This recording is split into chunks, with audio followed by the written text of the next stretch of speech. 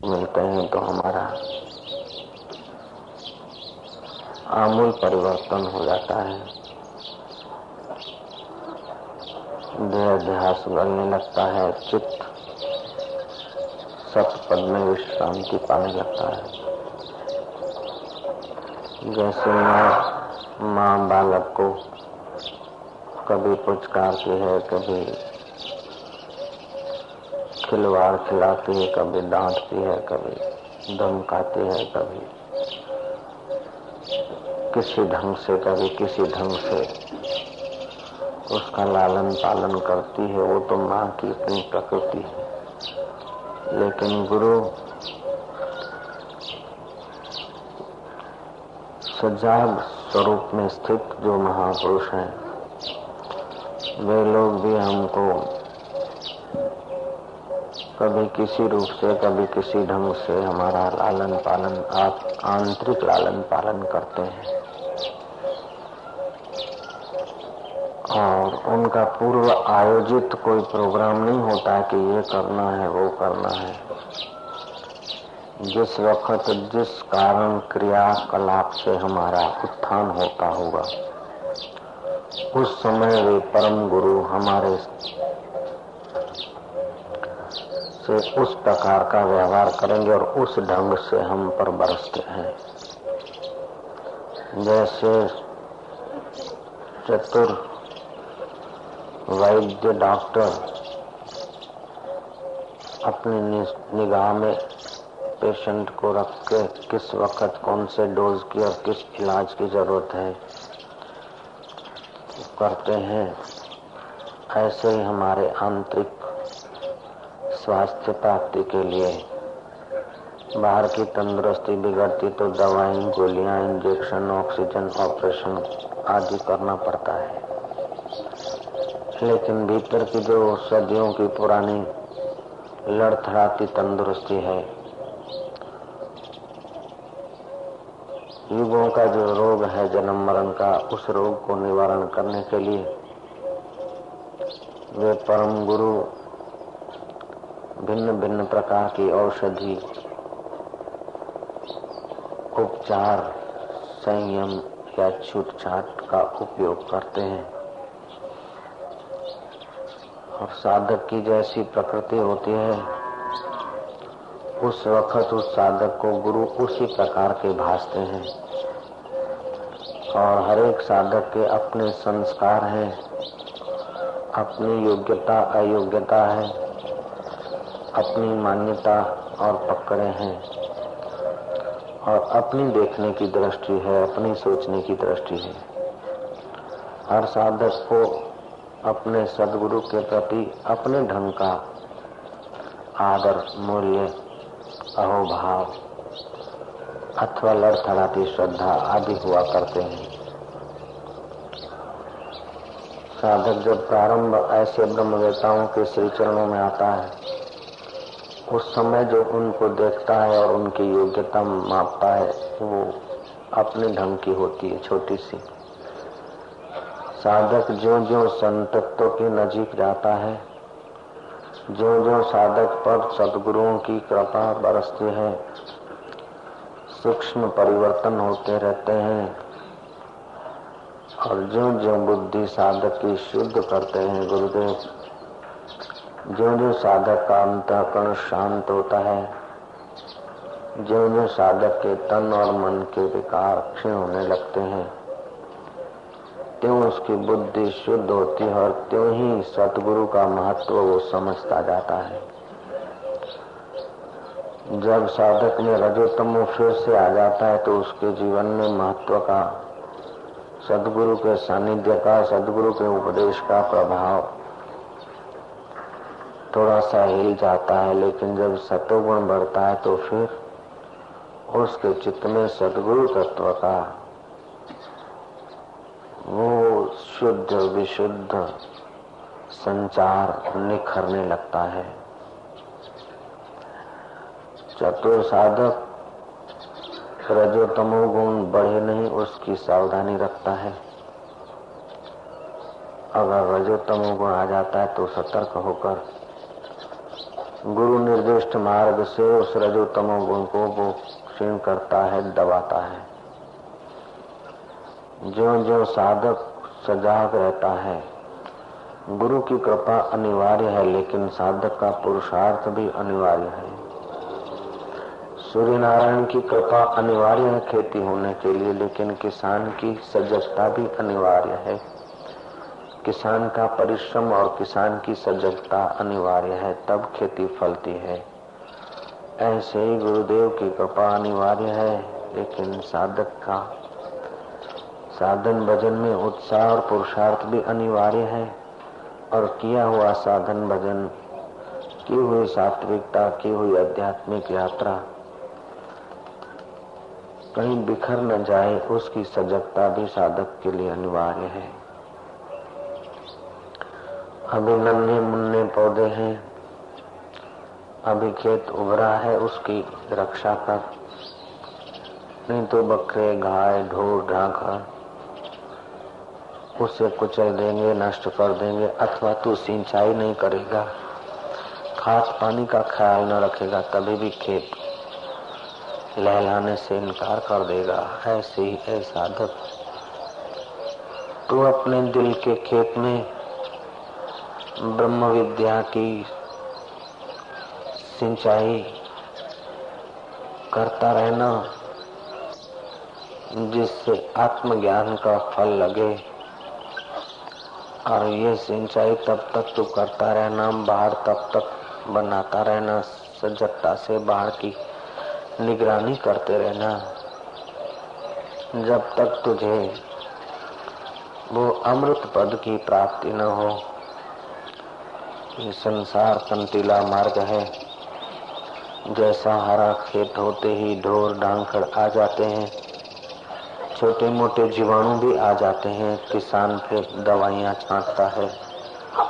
अकेली दवाइयों से भी खेत की रक्षा नहीं होती, साथ में बाढ़ को भी सुरक्षित करता है, मजबूत करता है।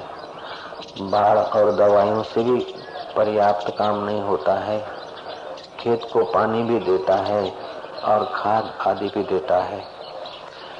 4 पैसे का अनाज पाने के लिए वो सब प्रकार की सावधानी रखता है। ऐ साधक, विश्वनीयता को पाने के लिए तू भी सावधान रहना भैया। जगतनीयता को पाने के लिए तू भी सावधान रहना। तू भी अपनी संयम की बाढ़ करना, तू भी साधना के भिन्न भिन्न प्रकारों की सिंचाई करते रहना। और साथ में देखना कि कहीं मान बढ़ाई अथवा दुख सुख के बाहर के थपेड़े आकर तेरे इस साधन रूपी खेत को तो उजाड़ नहीं रहे हैं। और तू जब जब मौका मिले एकांत में जाना, एकांतवास करना, अल्प देखना, अल्प सुनना, अल्प बोलना। बाकी का समय तू अपनी उस खेती का ख्याल करना। जैसे किसान घर छोड़कर खेत में ही खाद डाल देता है, जो जो खेत उभरता है, दाने लगते हैं, डोडे लगते हैं, त्यों त्यों किसान अपनी जवाबदारी अधिक महसूस करता है। ऐसे ही प्रारंभिक साधक भले ही जवाबदारी न महसूस करे, साध्य को पाने के लिए सुरक्षा की बाढ़ न करे, लेकिन जो कुछ 4 कदम चल पड़े हैं और जिन्हें वो आत्मज्ञान का फल लगा हुआ महसूस हो रहा है, जिनको शांति, प्रेम और आनंद का एहसास हो रहा है, जिनको युगों की थकान मिटने का एहसास हो रहा है, जिनके दिल में उस दिलबर दाता की, उस ब्रह्मवेता की सूक्ष्म करुणा कृपा तरंगित हो रही है, जिनका सूक्ष्म जगत में सूक्ष्म साधना में प्रवेश हुआ है, जो केवल बाहर के उपदेशों से ही नहीं लेकिन अंतर मन से, अंतर यात्रा से पवित्र हुए हैं, ऐसे साधक घर से खटिया हटाकर खेत में खटिया डाल देते हैं। जैसे किसान घर की खटिया लाकर खेत में डाल देता है खेत की सुरक्षा करने के लिए, ऐसे ही बाहर के लोकाचार के चिंतन की खटिया हटाकर ब्रह्म चिंतन के खेत में अपनी खटिया रख देना। आत्मचिंतन के खेत में, आत्म प्रीति के खेत में अपनी खटिया धर देना, ताकि उठना भी खेत में, बैठना भी खेत में, चलना भी खेत में और सोना भी खेत में हो जाता है। जो खेत लहलाता है, फल देने के करीब होता है, त्यों किसान घर पे जाने का टाइम कम कर देता है, खेत में ही भोजन मंगा लेता है। ऐसे ही ए साधक, तू भी अपना खान पान रहन सहन साधनमय बना दे। किसान 4 पैसे के धान्य के लिए इतनी कुर्बानी करता है। ऐ मेरे प्यारे वत्स मित्र साधक भैया, तू तो अनंत अनंत ब्रह्मांड नायक रूपी आत्मज्ञान के फल को पाने के लिए सजग रहना, क्योंकि तेरी मूड़ी किसान की अपेक्षा बहुत ऊंची है। तेरा प्राप्ति का लक्ष्य किसान से अनंत गुना बेमाप ऊंचा है। इसलिए तू सावधान रहना। तू हजारों माइल दूर होगा तभी भी तू याद रख, तेरे गुरु की कृपा तेरी सहाय में रहेगी। शिष्य कहता है कि गुरुदेव, मुझे अनुभव है, जब जब मैं थका हूँ, निराश हुआ हूँ, हताश हुआ हूँ, क्षण भर में ही आपकी स्मृति लाकर थोड़ा ही अंतर में आपकी ओर आया हूँ, तो वहीं से आश्वासन मिला है, मार्ग मिला है, प्रेम मिला है, पुचकार मिला है। गुरुदेव, जब मैं फिसला हूँ, मनमानी की है, तब तब तुम्हारी डांट मिली है, तुम्हारी कड़ी नजर दिखी है, और जब जब मैं तुम्हारी करुणा कृपा के अनुकूल चला हूँ, तब वे ही कड़ी नजर मीठी मधुर नजर हुई है। तुम्हारी कड़ी नजर भी हमारे घर तर के लिए है, और तुम्हारी मीठी निगाहें भी हमारे घर तर के लिए है। तुम्हारा बोलना भी हमारे कल्याण के लिए है, और तुम्हारा चुप होकर सूक्ष्म मदद करना भी हमारे कल्याण के लिए है। इस प्रकार की अब अनुभूतियां हो रही है। हे ब्रह्मवेता गुरुदेव, हे आत्मरामी मेरे सद्गुरु,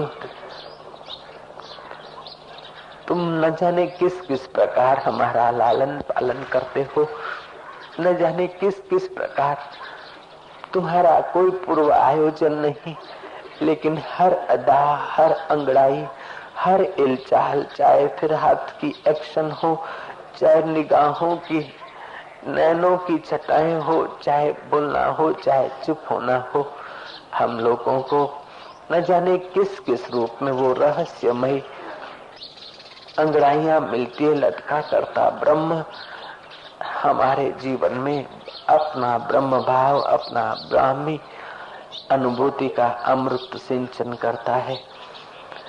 उन ब्रह्मवेताओं को बाद की एक क्षण का प्रोग्राम नहीं होता है, फिर भी वे सुचारू रूप से हमारा घर तर करते हैं, सुचारू रूप से हमारा संचालन करते हैं, क्योंकि वे सुचारू तत्व में स्थित हैं।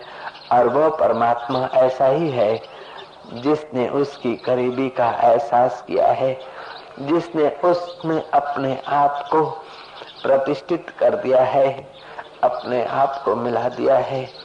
ऐसे ब्रह्मवेताओं की हर चेष्टा बड़ी रहस्यमय होती है। प्रारंभ में हम समझे चाहे न समझे, हम पा सके, हजम कर सके चाहे न कर सके, लेकिन उनकी हर चेष्टा बड़ी रहस्यमय होती है। छोटी सी छोटी उनकी चलने फिरने, बोलने, खाने पीने, देखने के ढंग की भी चेष्टा हमारे लिए नितांत कल्याणकारी और घड़तर स्वरूप होती है। ऐसे जो परम गुरु लोग हैं, ऐसे जो ब्रह्मवेता हैं, उन ब्रह्मवेताओं का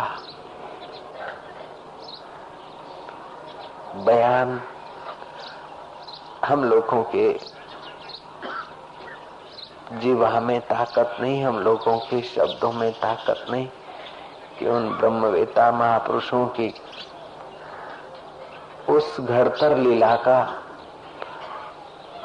शिल्पी तो पत्थर में से मूर्ति बनाता है, भगवान बनाता है,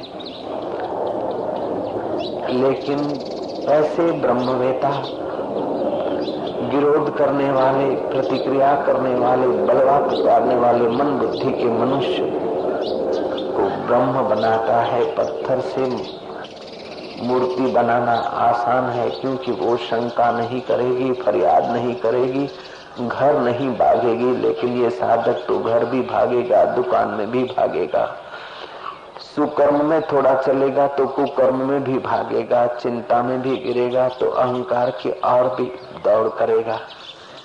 और कभी कभी अपने गुरु के प्रति भी उसके चित्त में न जाने कैसे कैसे विचार उठेंगे और न जाने कैसे कैसे खिसकने के तरीके खोजेगा और कैसे कैसे बचाव के तरीके खोजेगा। पत्थर को मूर्ति बनाना आसान है, लेकिन ये चलता पुर्जा कलयुग का चंचल चित्त रखने वाला मानव को महेश्वर के अनुभव में प्रतिष्ठित करना कितना कठिन है।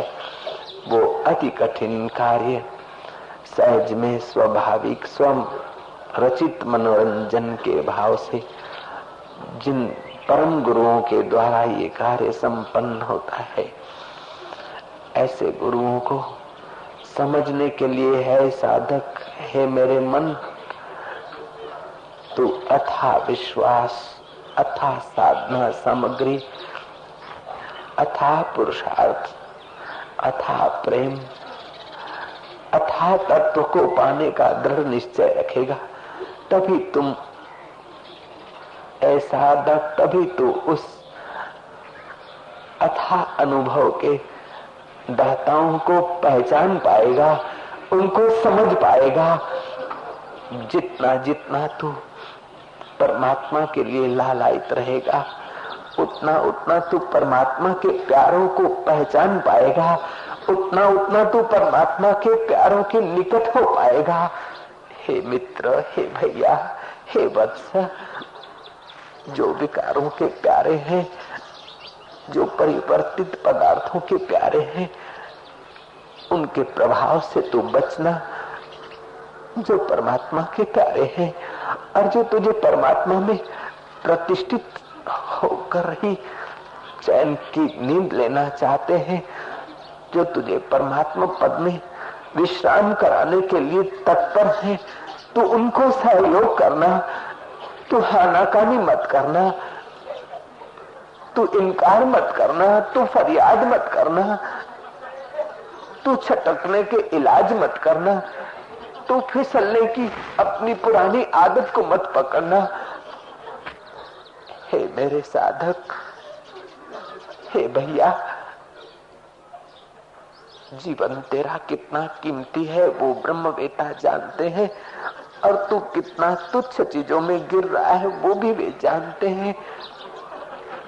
जैसे नन्हा मुन्ना बालक अपनी विष्ठा में खेलता है और सुख मानता है, अंगारों को पकड़ने के लिए लालायित होता है, बिच्छू और सांप से खेलने को लालायित होता है, उस अबोध बच्चे को पता ही नहीं कि अभी उनके विषीले डंक तुझे त्राहिमाम करा देंगे। अभी उन विषय विकारों के डंक और अभी वो मल मूत्र विष्ठा में तू खेलने को लालायित हो रहा है, वो तुझे बीमार कर देंगे बेटे, तेरे दिल की तंदुरुस्ती को बिगाड़ देंगे बच्चे। अंगारों से तू खेलने को जा रहा है लाला, तू तो मक्खन मिश्री खाने को आया है, मिट्टी में खेलने को नहीं आया, गोबर में खेलने को तू नहीं आया। हजारों 84 लाख जन्मों तक तू लाला खेला है इन गोबरों में, इन कंकड़ पत्थरों में, इन पति और पत्नी के तुच्छ विकारी संबंधों में तू खेला है। तू बकरा बना है, कई बार तू तुच्छ बकरियों की पीछे घुमा है। तूने न जाने कितने कितने जन्मों में हल्के खेल खेले हैं। अब तो तू लाला के साथ खेल, अभी तो तू राम के साथ खेल, अभी तो तू शिव की नहीं समाधि होकर स्व के साथ खेल। हे प्यारे साधक, अगर तू तेरे गुरु को खुश करना चाहता है तो गुरु की आज्ञा मान। और गुरु की आज्ञा यही है कि गुरु जहाँ खेलते हैं तू वहाँ खेल खेलना शुरू कर दे। गुरु जहाँ गोता मारते हैं उसी में तू गोता मार भैया। गुरुओं की जहाँ समझ है वहाँ तू अपनी वृत्ति को पहुंचाने का प्रयास कर।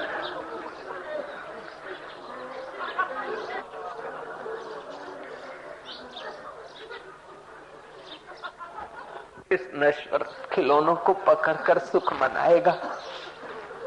कब तक अंगारों की ओर तू भागेगा?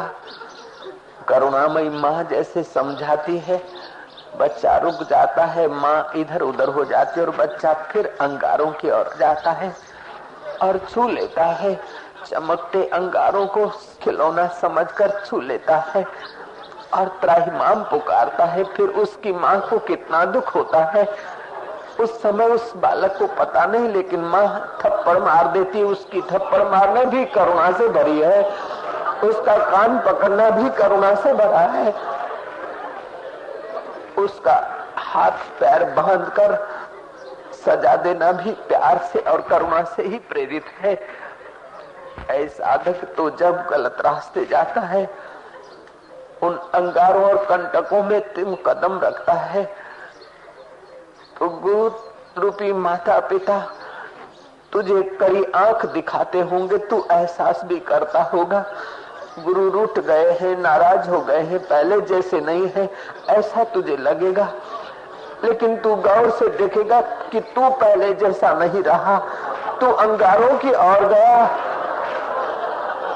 तू बिच्छू की ओर गया, तू सर्पों की ओर गया। उसलिए वो तुझे पहले जैसे नहीं भासते हैं।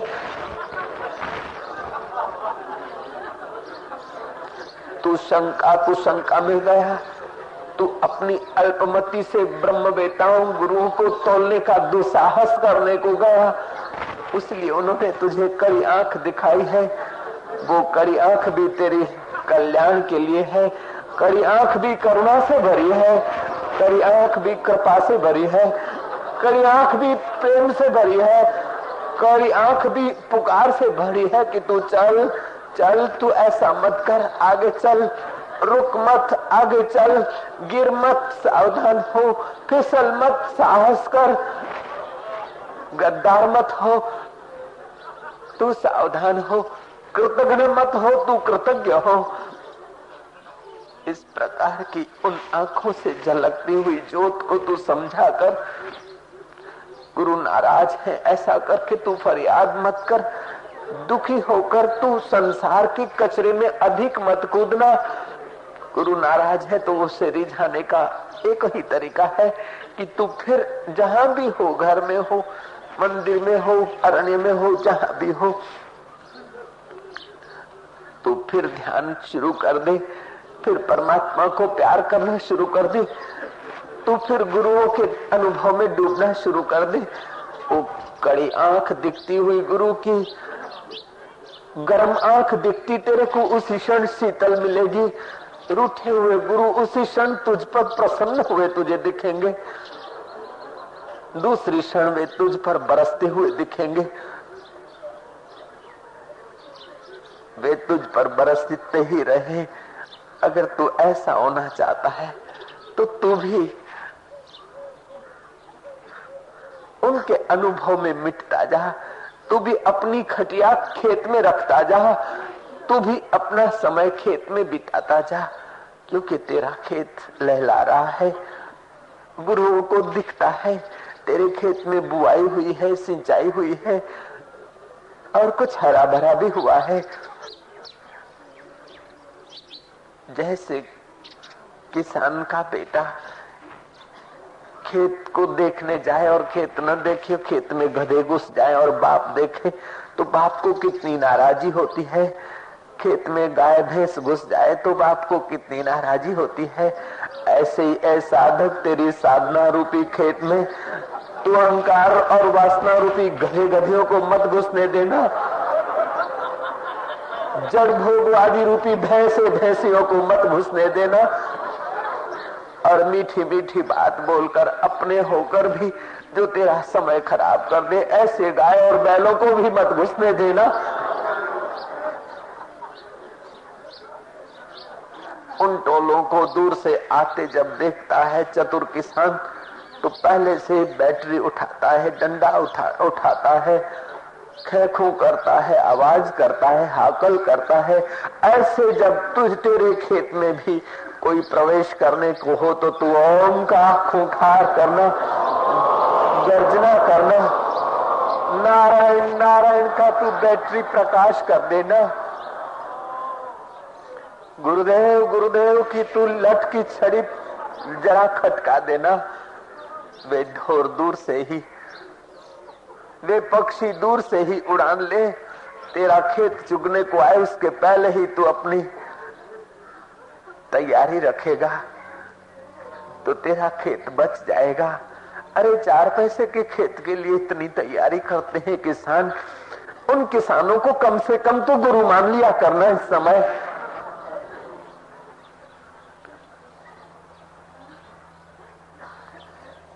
मेरे वत्स मित्र भैया साधक,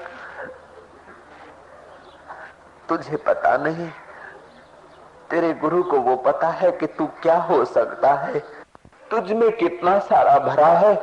वो तेरे प्यारे परम हितैषी जानते हैं। तेरे दोस्त तो तेरी तिजोरियां जांचेंगे, तेरे रिश्ते नाते तो तेरी तंदुरुस्ती और रूप लावण्य निहारेंगे, लेकिन गुरुदेव तो जो तू है उसको निहारेंगे। जो तू है वो उन्हें दिखता है।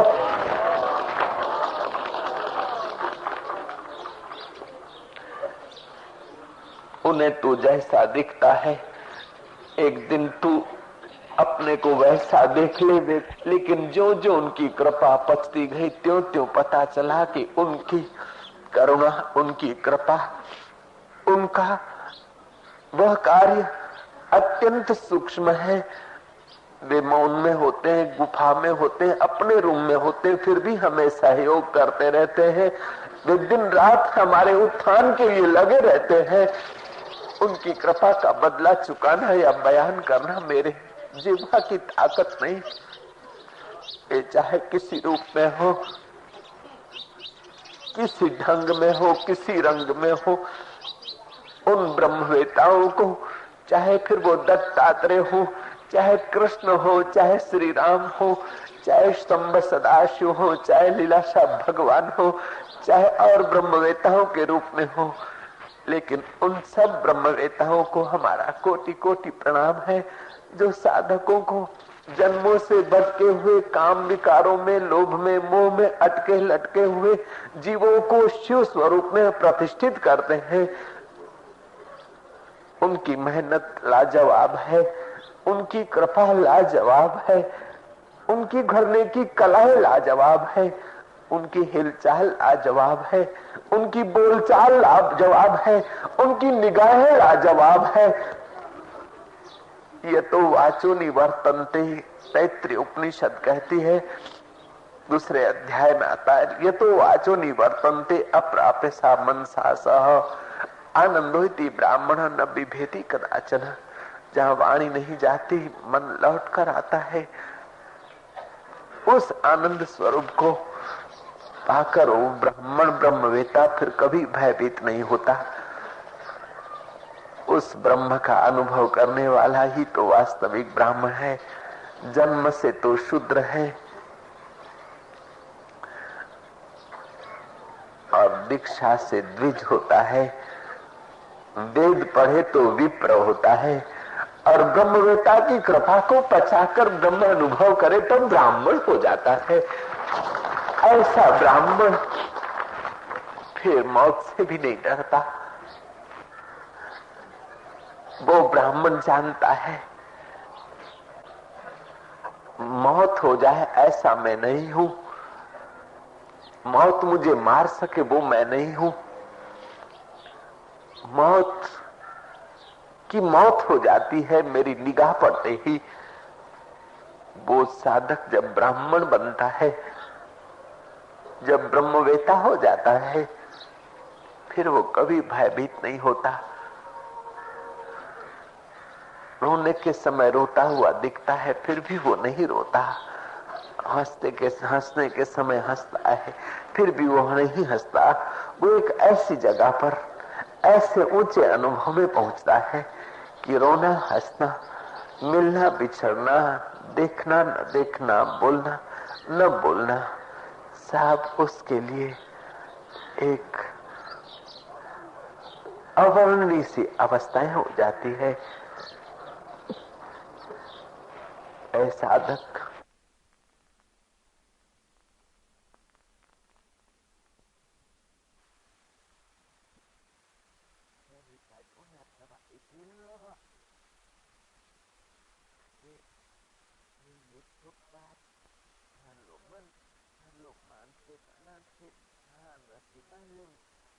कभी तो प्रार्थना में, आरती में हम लोग गाते हैं, किसी उच्च कक्षा के महापुरुष की दिल की आवाज है इस आरती में। जय सतगुरु देवन देववरन निज भक्तन,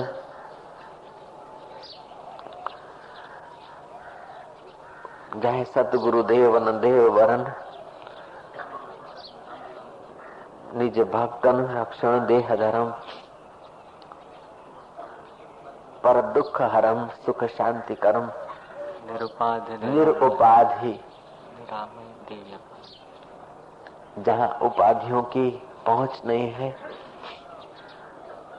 काल अबाधित, सुख शांतिमय, जिसको काल बाधित नहीं कर सकता, जहाँ काल की गति नहीं, ऐसे सुख और शांत स्वरूप में प्रतिष्ठित करने वाले गुरुदेव तुम्हें सहाय करते हैं। लेकिन ऐसे गुरु लोग तुम्हारी सहाय मांगते भी हैं। ऐसे गुरु लोग तुम्हें मनाते हैं कि तुम हमें सहाय करो, और वो ऐसी सहाय नहीं मांगते कि तुम हमें रुपये दे दो, तुम हमें वस्त्र दे दो, तुम हमारी जय कर दो। वे तुम्हारी ये सहाय मांगते हैं जैसे सुज्ञ माँ बच्चे की सहाय मांगती है कि बच्चा तू भोजन कर, बच्चा तू तंदुरुस्त रहे, बच्चा तू कुसंगियों के संग में मत आ, और बच्चा तेरे से कोई गलती हो जाए या तुझे कोई कुसंग में ले जाए तो मुझे बता दिया कर, और तुझे जहाँ जहाँ तकलीफ पड़े तो मुझे बता दिया कर, मेरे से छुपाना मत। ऐसे ही सद्गुरु लोग भी तुमसे सहाय मांगते हैं कि जो हम पढ़ाते हैं तुम पढ़ते जाना। विद्यार्थी जैसे शिक्षक विद्यार्थी से कहता है, शिक्षक कितना भी चतुर हो, कितना भी उच्च कक्षा का हो शिक्षक, लेकिन विद्यार्थी जब तक सहमत नहीं होता तब तक शिक्षक उसे पास नहीं कर सकते, परीक्षा में उत्तीर्ण नहीं कर सकते हैं। ऐसे ही गुरु कितने भी समर्थ हों, लेकिन शिष्य जब तक सहयोग नहीं करता, साधना नहीं करता, सच्चाई से गुरुदेव के आगे बढ़ता नहीं, तब तक गुरु भी क्या करे। जैसे विद्यार्थी विद्याध्ययन करता है, याद करता है, तो शिक्षक को सहाय करता है, समझ लो। ऐसे ही साधक जब साधन भजन करता है तो गुरु लोग समझते, तू समझ ले कि मैं गुरु को सहाय करता हूँ, तू सहाय करने के बहाने से भी तू चल पड़।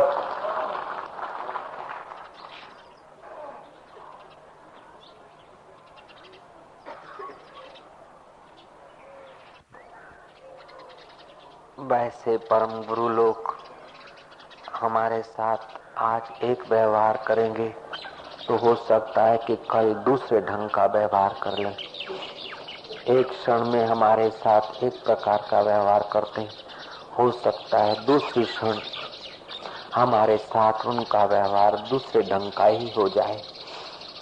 हम उनके साथ 4 कदम चलते हैं, एक प्रकार का उनका व्यवहार हिलचाल होती है, लेकिन 5वें कदम पर उनका व्यवहार बिल्कुल कठोर सा हो जाता है। ऐसा भी हम लोग एहसास करते हैं, क्योंकि जब 4 कदम हम चलते हैं तो चलने के पूर्व हमारा अहोभाव होता है, हमारा ईगो थोड़ा लेस होता है। 4 कदम चलते ही हमारी निगाहें चारों तरफ होती है कि कोई देखता है कि नहीं, देखो गुरु के हम निकट पड़ती हैं। हमारे चित्त में जो अहंकार पनमता है तुरंत वहां से झटका आ जाता है, चल दूर हट, पीछे आना, बाद में आना, ऐसा करना वैसा करना। ये अति सूक्ष्म संवेदन, हमारे अहंकार के सूक्ष्म भाव उनके अति सूक्ष्म अनुभव के आगे प्रकट हो जाते हैं। तुरंत वो इस प्रकार का आचरण करके भी हमारा घड़तर कर लेते हैं। जैसे वो जगत गुरु श्री कृष्ण, वंदे कृष्णम जगत गुरु। ग्वाल और गोपियां तिलमिलाए, ग्वाल और गोपियों ने प्रार्थना की, अधरा अमृत का दान करो। श्री कृष्ण ने कहा बंसी नाद सुनते ही आ जाना। वे आ गए और अधरा अमृत में झूमने लगे, रसपान करने लगे। और उनके चित्त में हुआ कि हम लोग भागशाली हैं। जो भागशाली थे उन्होंने ही बंसीनाद सुना, अभागे लोग न आए। हम भागशाली हैं। इस प्रकार का देह अध्यास आते ही कृष्ण अंतर्धान हो गए। फिर सबको कितनी शिक्षा मिली, कितनी तकलीफें सहनी पड़ी, कितना विरह का दुख सहा, तब वो अहंकार का पाप दूर हुआ और श्री कृष्ण फिर उसी मंडल में मिले। श्री कृष्ण अंतर्धान हो गए। बंद और कुंजों से, लताओं और पेड़ों से पागलों की नाई वे लोग पूछने लगे। और पूछते पूछते जब वे विवल हो गए तब श्री कृष्ण प्रकट हुए और राधा श्री कृष्ण को देखकर अत्यंत प्रसन्न हुई। श्री कृष्ण के साथ चलने लगी और श्री कृष्ण मुझे मिले हैं। राधा ने फिर कहा मैं थक गई हूँ, नाथ में थक गई हूँ। कृष्ण ने कहा चल मैं कंधे पे उठा लेता हूँ। जब हार मानकर थकने की, मैं थक गई चल नहीं पाती हूँ, ऐसा अपनी वृत्ति कहती है, तो वो परमात्मा रूपी श्री कृष्ण अथवा गुरुदेव हमें कंधे उठा लेते हैं, हमें यात्रा कराते हैं। लेकिन हमारी वृत्ति रूपी राधा को ये हो जाता है कि हम फिर कन्हैया के कंधे पर हैं। कन्हैया ने भी अनुभव करा दिया कि राधा उस वृक्ष को जरा तू पकड़ ले। कंधे पर पहुंची, उस वृक्ष की डाल को तो पकड़। डाल को जब पकड़ती तो श्री कृष्ण वहां से अंतर्धान हो जाता है और राधा लटकती रह जाती है। ऐसे ही साधक तो कहीं लटकते न रह जाना, ये राधा और कृष्ण की लीला को याद रखना। फिर राधा पुकारती है, प्रार्थना करती है, तब वो बंसीधर आता है। बंसीधर की हर चेष्टा, हर अदा होनहार साधक के मार्ग में विघ्न बाधाओं का साकार रूप का प्रदर्शन तो है। जब देव अंगना गोबर उठाते उठाते थक जाती है, कहती कि लाला तेरा दर्शन करने को घर वाले छुट्टी नहीं देते हैं। केवल देव अंगना या उस जमाने के साधक और साधिकाओं को लोग रोकते थे, ऐसी बात नहीं। जगत और भगत का तो ऐसा चलता ही रहेगा। वो थक जाती है, ससुरा कहता है घर का गोबर, सब गायों का गोबर उठाकर उकड़ में रखेगी नहीं, तब तक तुझे जाने की छुट्टी नहीं मिलेगी। वो गोबर उठाती उठाती सजा भोगती भोगती प्रार्थना करती है उस गौशाला में। बंसीधर वहां प्रकट होता है।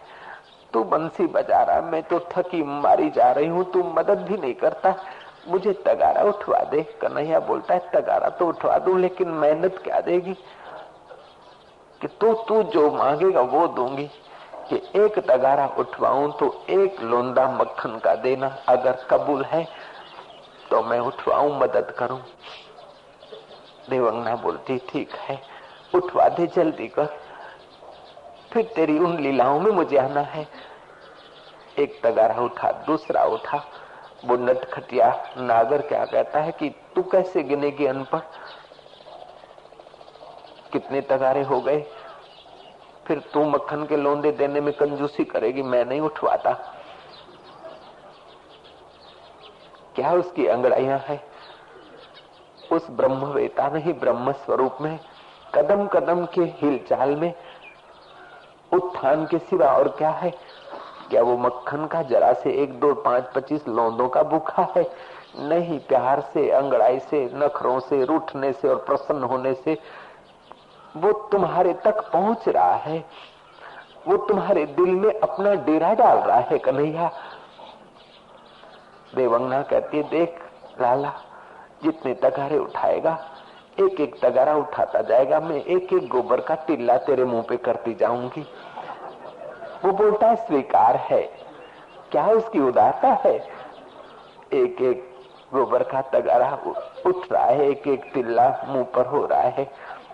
टिल्लों से, गोबर के टिल्लों से गोलचंद्र का मुखारविंद भर गया है, लेकिन वो तब भी राजी है, तू गोबर के टिल्ले मेरे मुंह पे कर दे, लेकिन मेरे अनुभव के टिल्ले तेरे दिल पर भी तो हो रहे पगली, तुझे पता नहीं।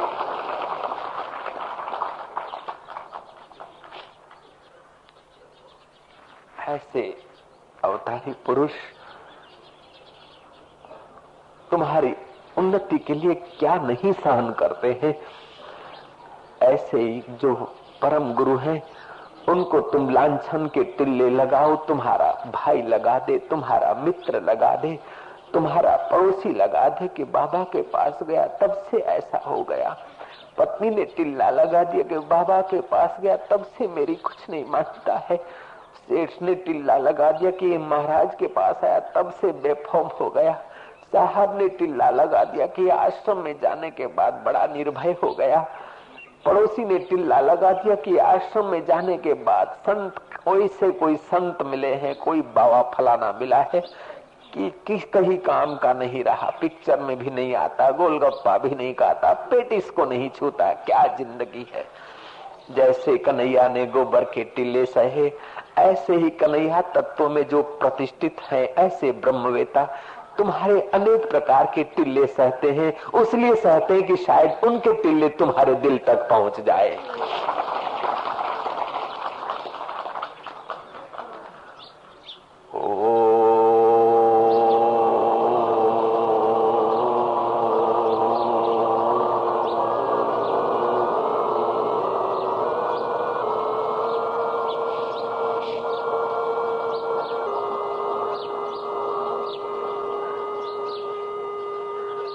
हरि ओम।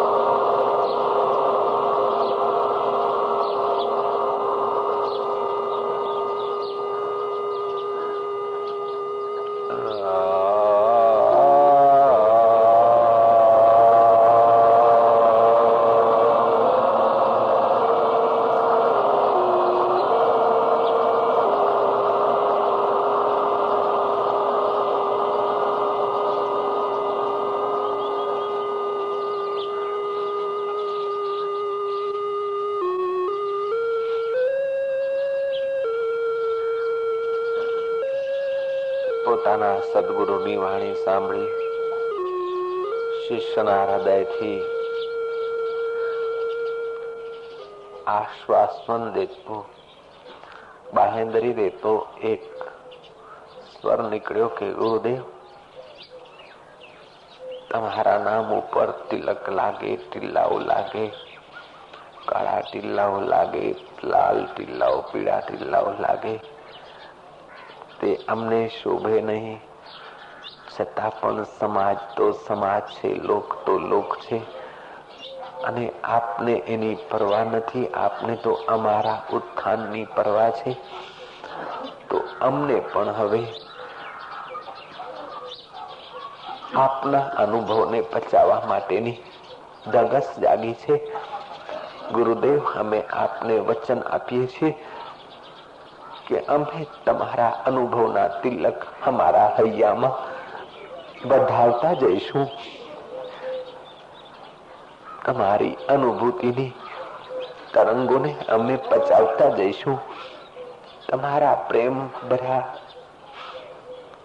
પ્રસાદને અમે પચાવતા જઈશું. અને કદાચ અજીર્ણ થાય તો આપને અમે પુકાર કરીશું. અને તમારી આંખો અમારી સમક્ષ હોય જ છે. ઘણી વાર અમને બીવરાવતી આંખો લાગે છે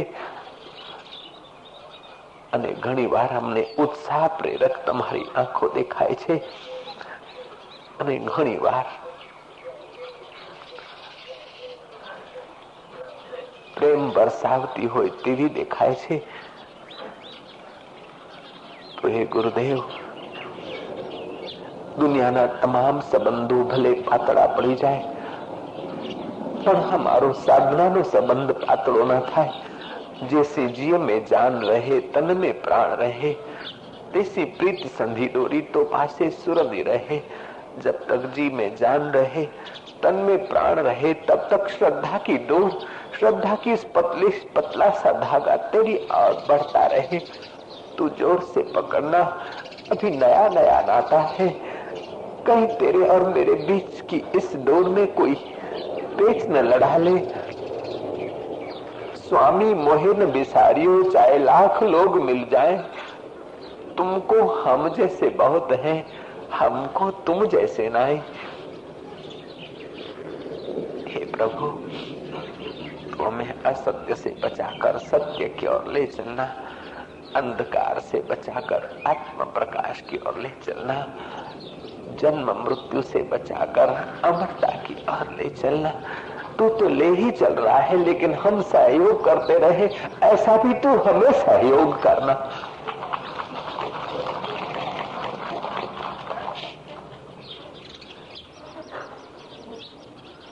ऐसे निकली प्रार्थना परमात्मा स्वीकार करते रहते हैं.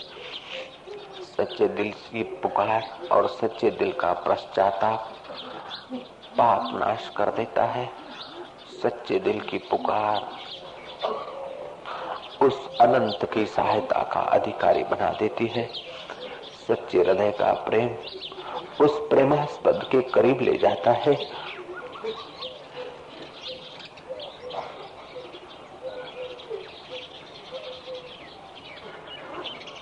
के तो सच्चाई से बरतना है वत्स.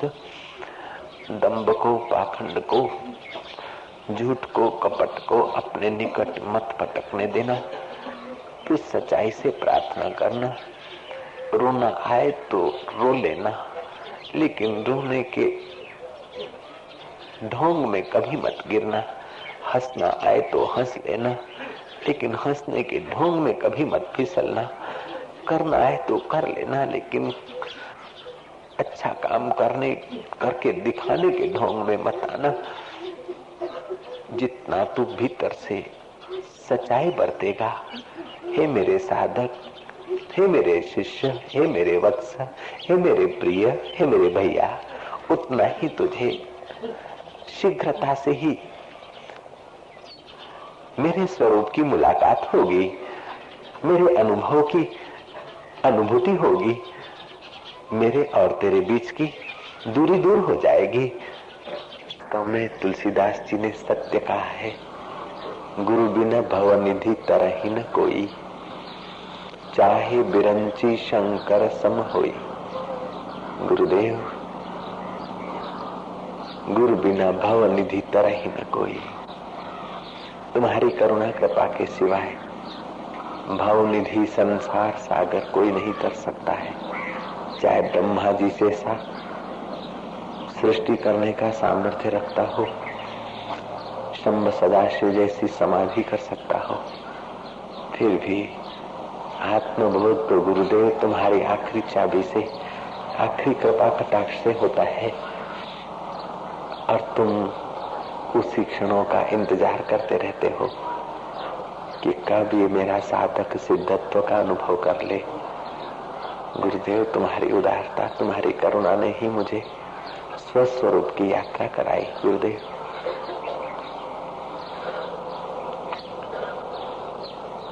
स्नेह से हृदय भर जाता है. धन्यवाद देते देते कृतज्ञता व्यक्त करते करते ही कृतार्थ हो रहे हैं। हम लोग तुम्हारी कृतज्ञता, तुम्हारी कृपा को याद करते करते कृपामय हो रहे हैं। तुम्हारी दया को याद करते करते दयामय हो रहे हैं। तुम्हारी उदारता को याद करते करते उदार स्वरूप में प्रतिष्ठित हो रहे हैं। जय हो गुरुदेव।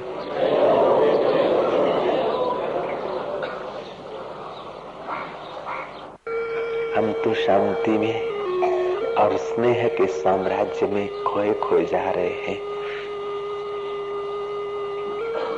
जैसे बिंदु सिंधु में समाता है, ऐसे ही हम गुरुदेव के अनुभव में समा रहे हैं। जैसे लहर सागर में गंगा सागर से मिलकर सागर हो जाती है, फिर वो कहती भी नहीं मैं सागर हो गई हूँ, वो तो कहती मैं सागर हूँ, सब मुझ में है। ऐसे जीव भाव शिव भाव में समा जाता है।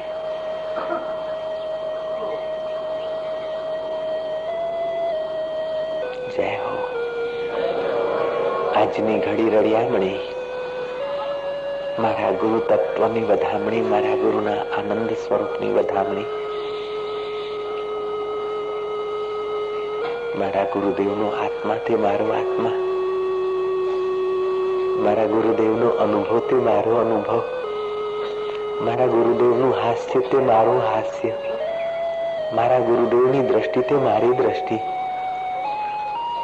મારા ગુરુદેવનો પ્રેમ તે મારો પ્રેમ, મારા ગુરુદેવની સમજણ તે મારી સમજણ, મારા ગુરુદેવની ઊંચાઈની અનુભૂતિઓ એ મારી અનુભૂતિઓ થઈ રહી છે, કારણ કે હું મારાપણાને મારા ગુરુદેવના ચરણોમાં સમર્પિત કરી તુચ્છ જીવત્વ આપીને શિવત્વમાં પ્રતિષ્ઠિત થઈ રહ્યો છું.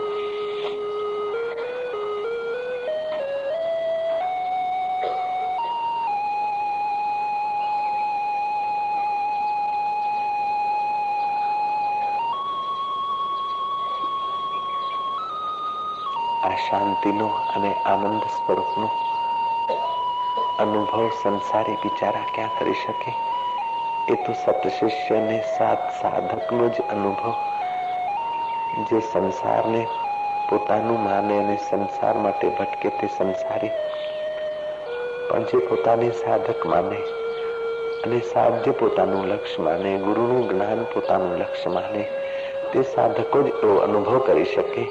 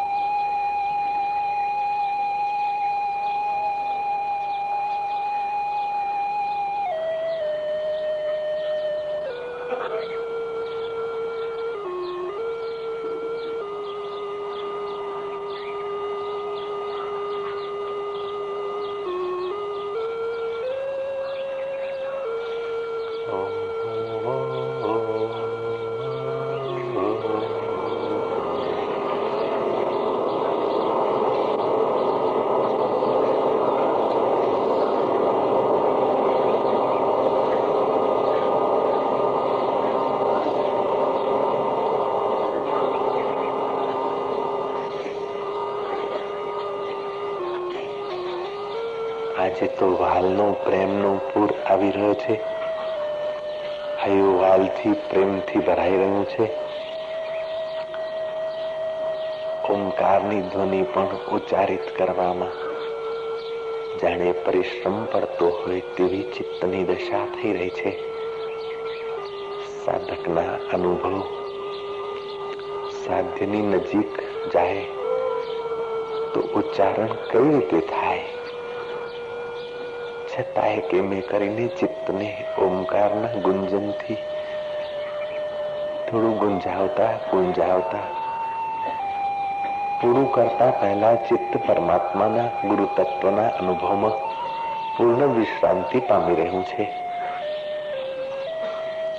વચ્ચેથી ઓમ બોલાતો નથી અને ધ્વનિ પૂરી થાય તે પહેલા તો પૂર્ણમાં ડૂબકી મારી જવાય છે. ધન્ય છે બ્રહ્મ મુહૂર્તનું બ્રહ્મ ધ્યાન. બ્રહ્મ મુહૂર્તના બ્રહ્મ ધ્યાન તને ધન્યવાદ હજુ.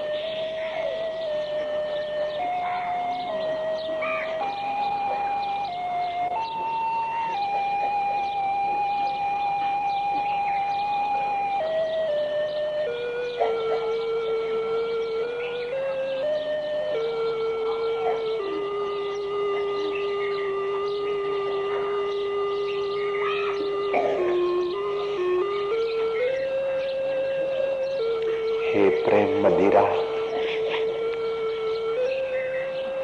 અમે તને આવકારીએ છીએ. હે આનંદ સિંધુ,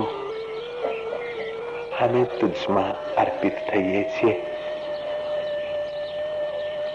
હે ચૈતન્ય આત્મદેવ, અમે ને તમે એક જ છીએ. હું ને તું એક જ છીએ. હું ને તુંની કલ્પના જ નકામી. હું તે તું, તું તે હું.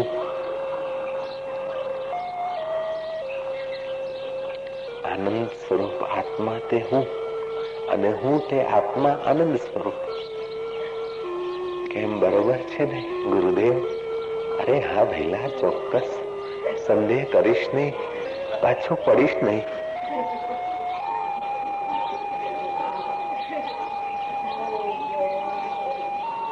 ગુરુગમ ચાવી લાગી રે, જન્મોની સૂતેલી હું જાગી રે.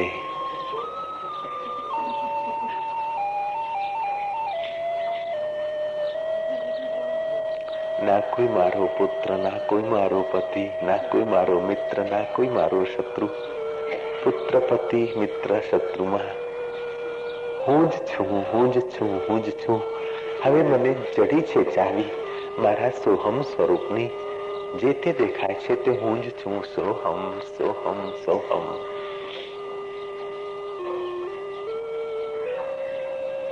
આ અંતઃકરણમાં હું પોતાના સોહમ સ્વરૂપમાં જાગ્યો છું, તો પેલા અંતઃકરણમાં જાગવાનું બાકી છે. બાકી છું તો હું જ હું.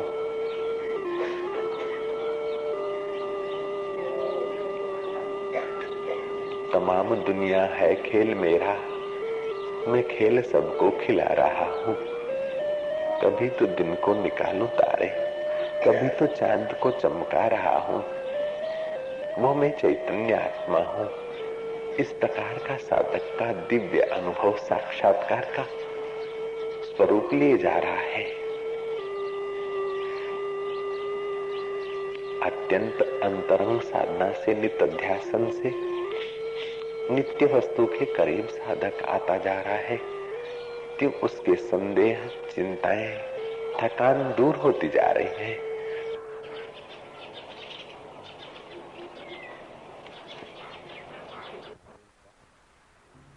गुरुदेव